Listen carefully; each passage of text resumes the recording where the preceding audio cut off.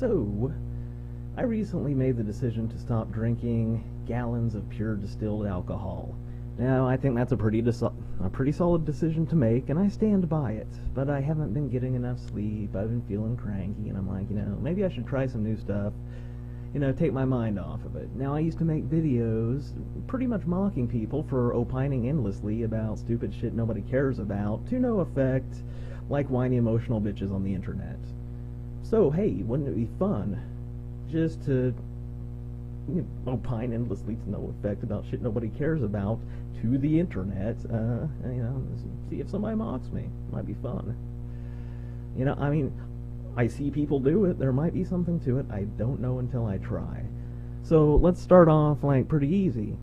Breaking Bad. I like this show. A lot of people like this show. Why do we like it? I think if we're going to be honest with ourselves, we see Walter White, a guy, he lives 50 years following these tedious rules, living a life of quiet desperation, as T.S. Eliot, that limey bastard, would put it. And finally, he gets cancer, and he realizes, my days are numbered, and it is not a big number. I am going to live this motherfucker with some intensity. Or more to the point, all of us, I think deep in our souls, we're just tired of civilization. It's tedious, it's pointless, there's an ever-increasing number of rules, and an ever-decreasing benefit coming back toward us. At least that's how it seems to me. Because we're not really the kinds of animals that were evolved to live in the types of environments that we create for ourselves. It's a real tragedy, and you know what? You look around the world and you see the stupidity, and you have even the faintest glimmer of intelligence. You're like, you know what, there are some serious things that we could do a lot better, and we don't even try. On a big scale and on a small scale, and it's really fucking annoying. And you know what? Realistically, one man can't make a difference. I don't care what you think you learned from Knight Rider. But you know what one man can do? He can go off the fucking rails and crush every motherfucker in his path and live. Live like a motherfucker. And Walter White, he does that, and it offers us all an escapist fantasy from the tedious reality that we occupy. Now, I don't like to go into this because it's depressing, and if there's anybody that's not aware of this, bully for them and their stupid ass. I'm not going to dash their gummy bear-filled fucking heads. But the fact of the matter is, I used to mock the anti-natalists, but they're not wrong. They're just depressing. It's like, I don't need my face rubbed in the fact that, existence is pretty fucking pointless. Now, my perspective has changed as I've aged, but at this point I figure, what are my options given this reality that I currently occupy? Well, one, I suppose I could just give up and die, but you know what? Fuck that shit. I refuse to let this crappy fucking reality to just kill me easily. It's going to have to take me out with extreme fucking prejudice. I look at it like a contest between me and extinct humanity. It's trying to crush me with its sheer fucking retardedness, and I refuse to let it do so. I will live until the very end of time, and I will have the most fun that I can have while doing so, out of sheer fucking spite. But the thing is, I look at it in these terms, but just like the terms that everybody looks at shit in, it's not really what's going on. It's just a way to find purchase on what is essentially a large, blameless mechanical system.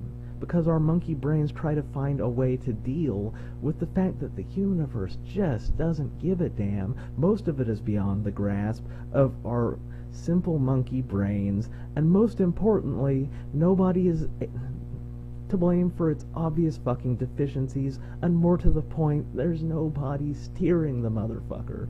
It's just like a gigantic clock, most of the gears of which are kind of not directly observable or even potentially understandable by us. At this point, some internet smartass is going to be like, well, gee, what about quantum indeterminacy? I mean, we fundamentally can't predict the behavior of blah, blah, blah. Listen, reality obviously operates by some definite mechanism. Whether we are able to determine and predict this even in principle, doesn't change the obvious fact that reality is governed by a specific mechanism. And do you know how we know that?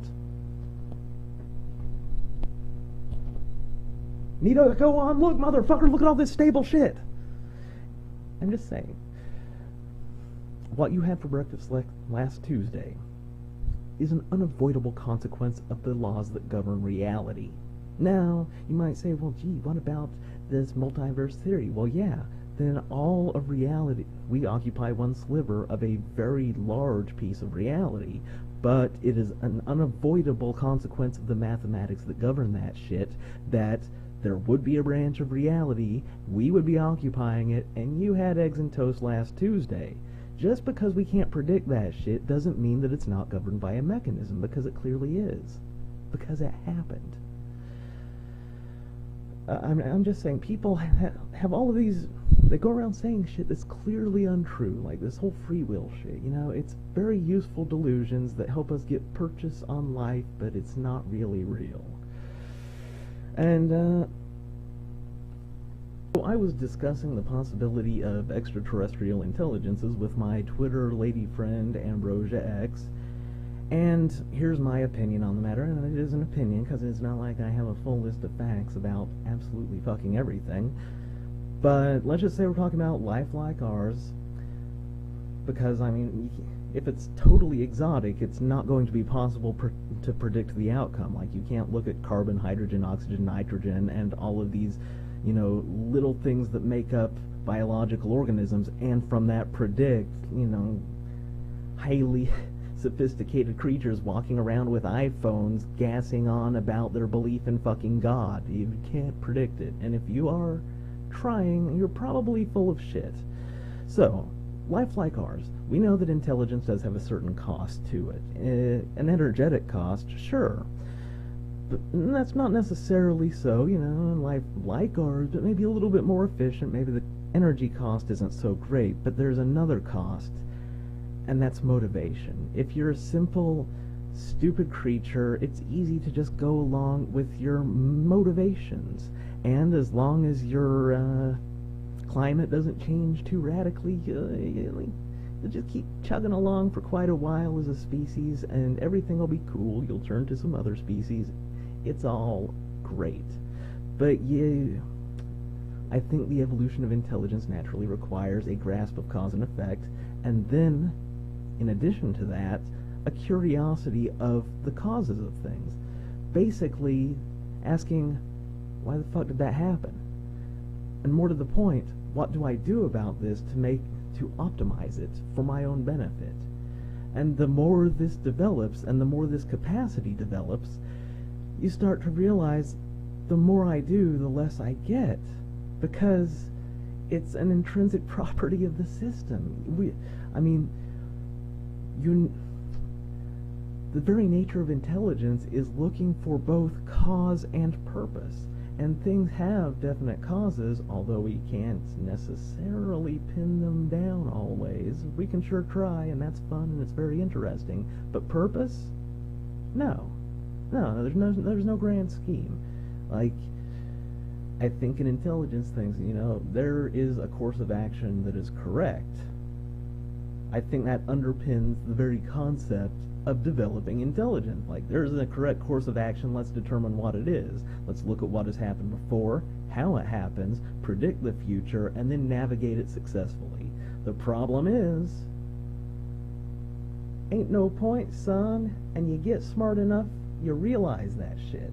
I think that there is a self-imposed limit of intelligence on biological organisms such as ourselves, simply recognizing, hey, the primary purpose of this intelligence, you know, discovering the correct course of action, has discovered that there is none, because this was all predicated on kind of an illusion that there was a correct course of action. Fuck this shit, I'm taking my toys and going home. I mean, like I said, really smart people don't tend to spit out a bunch of bastards. Have you noticed that? Because they're smart. I mean, you're just mindlessly producing copies of yourself like a stupid asshole. You know, How many children did Albert Einstein have? How many intelligent does any... Obviously. Much like war games, you look at the game and you realize that the only way to win is not to play. I mean, don't get me wrong, I play. I just play on my own terms to keep myself amused because, I mean, like I said, I am not going to let this shitty reality crush me. I'm just not going to do it. Yes, that is all a little depressing, but I'm going to end this on a high note. It all really depends on how you look at the shit. Okay. Yes, basically all of your human delusions are absolutely fucking laughable, and there's really no point in doing anything, but the good news is, hey man, the pressure is off. Have some fun. Live this motherfucker up while you can, because you know what? It really doesn't matter. You may as well enjoy this shit. You know what I'm saying? Have a nice day.